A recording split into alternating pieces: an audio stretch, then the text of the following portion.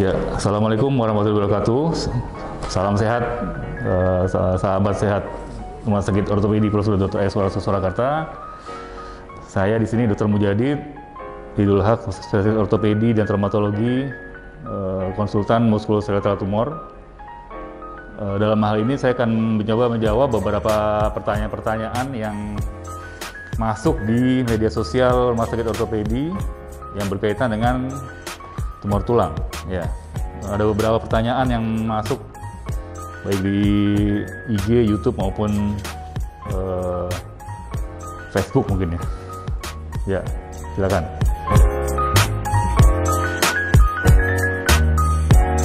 Tanda-tanda tumor tulang ya, tumor pada tulang ya. Jadi secara istilah itu tumor itu kan suatu benjolan yang abnormal di suatu organ tubuh ya. Jadi suatu benjolan ya. Jadi kalau misalkan di tulang ya benjolan di tulang yang harusnya tidak ada gitu kan. Jadi misalkan harusnya tulang-tulang itu lurus-lurus aja. Ternyata itu kalau ada benjolan berarti itu yang kita sebut tumor tulang. Apakah tumornya itu nanti jinak atau ganas ya itu perlu penelitian lebih lanjut gitu ya.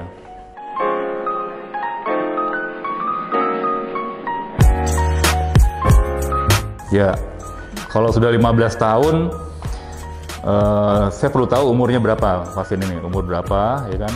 Kalau udah 15 tahun mestinya udah cukup tua juga mestinya orang. Selama 15 tahun nggak ada keluhan ya nggak dicabut nggak apa-apa. Ya, sebetulnya emang para perisinyo selama dia nggak ada keluhan atau memberikan apa itu misalnya alergi atau reaksi tubuh yang lain, infeksi dan sebagainya ya nggak diambil pun nggak apa-apa tuh. Platnya itu, pennya itu ya. 10 tahun, 11 tahun berarti ya. Ya sama seperti jawaban tadi. Jadi selama pennya itu atau platina itu nggak membuat suatu istilahnya suatu keluhan, suatu gangguan ya, seperti alergi, infeksi atau apa istilahnya meradang dan sebagainya ya nggak diambil nggak apa-apa. Ya gejalanya seperti tadi ya. Biasanya ada disertai suatu benjolan pertama ya kan, tumor itu benjolan yang abnormal, yang harusnya benjolan itu nggak ada ya, kecuali emang di tulang-tulang yang normalnya bentuknya seperti benjolan ya. Kalau emang normalnya seperti itu ya memang seperti itu, seperti di lutut, di mata kaki itu kan memang ada benjolan. Tapi di tempat-tempat yang harusnya nggak membentuk benjolan tapi dia ada, itu salah satu gejala tumor tulang, harus diwaspadai. Kemudian nyeri, beberapa tumor tulang memberikan gejala nyeri pada pasiennya. Apalagi tumor-tumor yang tumbuhnya cepat, misalkan pada tumor ganas itu selain benjolan juga nyeri, bahkan nyeri dulu baru ada benjolan biasanya. Kemudian juga gangguan gerak, jadi yang biasanya sendinya pergerakannya enak, nyaman, itu kok jadi sekarang jadi terganggu, jadi terbatas seperti itu. Kemudian ada lagi yang gejala lokal, gejala ikutannya biasanya ya penurunan berat badan, sebagai segala macam ya, nyeri di tempat lain, kadang-kadang seperti itu. Ya, tumor tulang tadi ya secara umum kan, yang semua benjolan yang abnormal di tulang itu kita sebut sebagai tumor tulang. Nah, tinggal tumor tulang itu bisa ganas, bisa jinak. Kalau dia masuk ke ganas itu yang kita sebut kanker. Jadi tumor tulang itu nggak semuanya menjadi kanker tulang, karena kalau kanker itu udah ke arah yang keganasan. Jadi tumor tulang yang ganas itu yang kita biasa sebut untuk orang awam adalah kanker tulang. Gejala awal. Ya, gejala awal gini, kalau misalkan kita bicara tumornya ganas, ya ini ganas. Yang ganas gejala awalnya adalah nyeri. Nyeri yang kadang hilang timbul atau kadang juga terus-terusan, dan itu bisa timbulnya lebih sering biasanya malam hari. Ya malam hari kok jadi sakit, dan itu terus menerus dan kadang tidak hilang dengan obat anti nyeri, ya kan? Nyeri di tulang, ya kan? Kemudian juga benjolan, yang pasti tadi kan benjolan di tulang seperti itu. Kemudian juga ada gangguan gerak seperti itu. Tapi ada juga tumor-tumor yang nggak menimbulkan nyeri, misalnya pada tumor-tumor jinak yang berlangsung lama gitu ya, dia membesarnya lambat gitu, pelan-pelan, itu kadang-kadang pasien tuh nggak merasa nyeri, nggak merasa apa-apa, bahkan dia juga nggak sadar bahwa kalau ada benjolan yang nggak normal. Misalkan pada lokasi-lokasi yang kadang orang susah ngelihat secara langsung, misalkan di belakang ya, di tulang belikas ini atau di tulang pangkal lengan sini yang ototnya, misalkan ototnya besar, juga kadang nggak kerasa kalau ada tulang yang menonjol di dalamnya. Atau di pangkal paha seperti ini juga kadang juga susah. Atau di panggul yang ruangnya memang luas, dia di situ ada benjolan, kalau misalkan belum sampai besar itu kadang-kadang suka nggak terdeteksi seperti itu.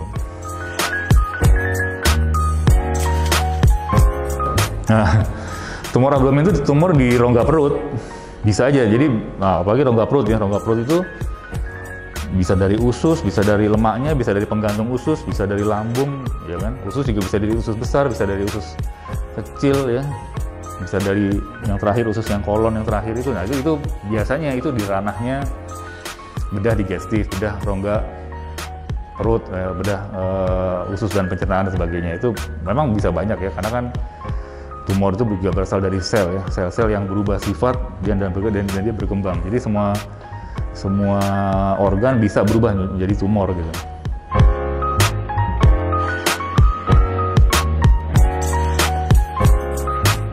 Kepala ya, kepala ada benjolan. Nah ini juga kalau daerah kepala ya, walaupun di kepala juga ada tulang gitu kan, tapi itu emang lebih ke arah ranahnya atau kompetensinya bedah saraf. Kalau emang ada benjolan-benjolan di kepala ya, itu bisa saya sarankan ke dokter bedah saraf untuk bisa ditindaklanjuti nantinya. Mungkin perlu CT scan atau ronsen dulu ya, ronsen kemudian CT scan kalau emang perlu.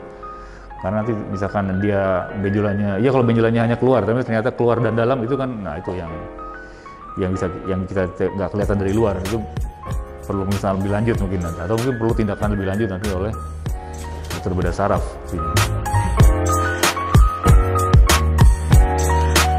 Rusuk kiri sini, nah ini juga, nah itu mungkin perlu juga diperjelas apakah rusuknya satu atau beberapa, ya kan? Dan umurnya berapa, apakah rusuk kan banyak nih, ada 12 rusuk di sini kan. Nah, apakah di semua rusuknya atau di bagian atas saja atau hanya satu?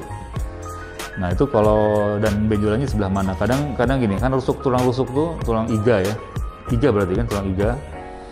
Tulang iga itu terdiri dari tulang yang keras, nanti kedepannya dia akan berubah jadi tulang rawan. Nah, pertemuan itu kadang-kadang dia agak membesar, beberapa orang yang agak membesar. Tapi atau memang ada tumor itu tadi, ada benjolan yang nggak normal juga di situ. Bisa juga karena di tulang iga pun juga suka kita temukan tumor-tumor tulang ya. Bisa jinak, bisa ganas. Nah itu kalau memang kita tanya tadi udah berapa lama benjolannya, nyeri atau enggak, ya kan? Bisa terfiksir atau bergerak. Nah itu mesti kita ketahui juga, kita tanyakan. Nanti dilanjutkan oleh pemeriksaan tambahan, apakah ronsen, kalau ronsen orang belum jelas mungkin perlu CT scan atau mungkin MRI, walaupun MRI agak susah kalau misalkan di daerah rongga dada. Nah ini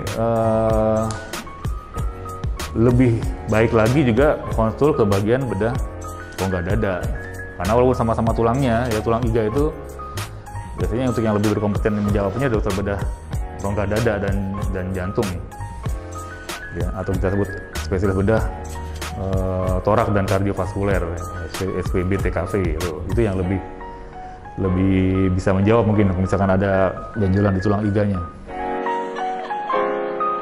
Oke, 10 tahun lebih. Mestinya saya juga mesti tahu nih umur berapa pasien ini ya kan. Kalau di atas alis berarti kan di daerah kepala juga kan, berarti daerah kepala sini. Nah itu juga walaupun sama-sama tulangnya, tulang kepala ya, tulang tengkorak, tapi memang yang lebih berkompeten menjawab mungkin saya sarankan ke bedah saraf ya. Dan memang suka ada beberapa benjolan-benjolan di kepala ini yang keras itu ya,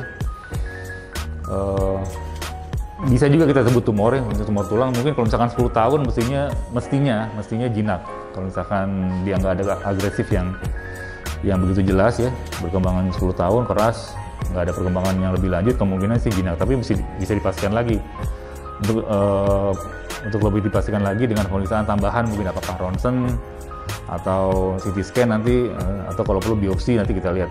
Tapi emang yang lebih tepat menjawabnya adalah dokter bedah saraf kalau emang akan ada tindakan di daerah kepala situ ya.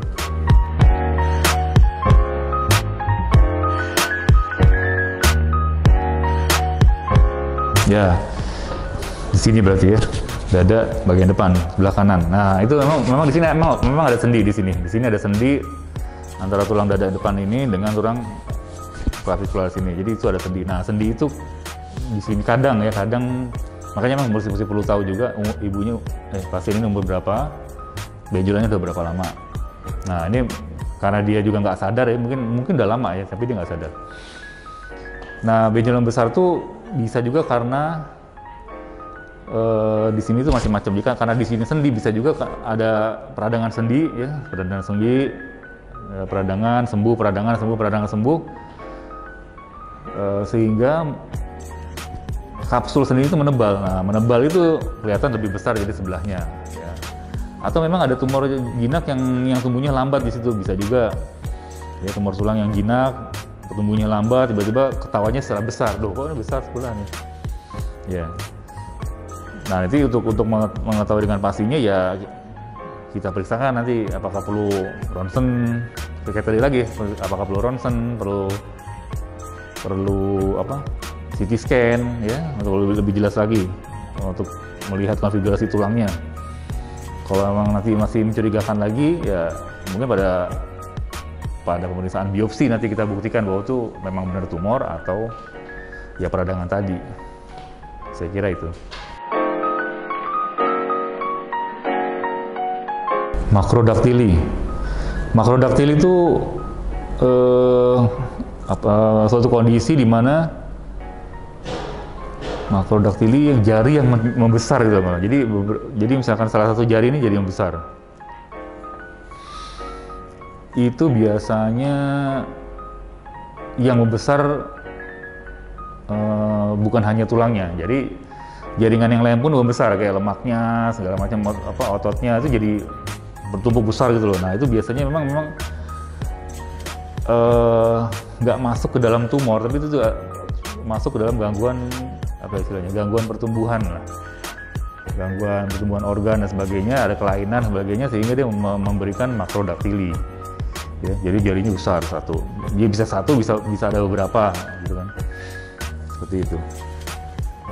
Baiklah sahabat sehat RSO, itu tadi jawaban Dr. Mujadid Idul Haq, spesialis ortopedi, subspesialis onkologi tentang tumor tulang. Semoga menjawab pertanyaan teman-teman semua. Nantikan Q&A seputar tulang dengan dokter subspesialis yang lainnya. Bye-bye!